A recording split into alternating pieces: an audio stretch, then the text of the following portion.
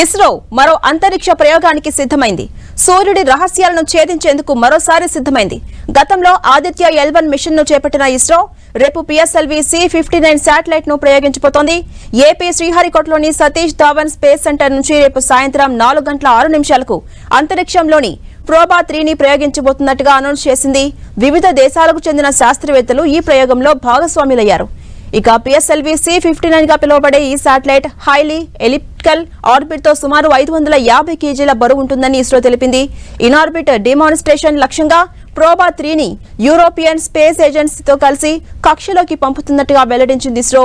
Proba 3 machine లో ప్రయోగించిన శాటిలైట్లు కృత్రిమ సూర్యగ్రహణ పరిస్థితులను సృష్టించబోతున్నాయి.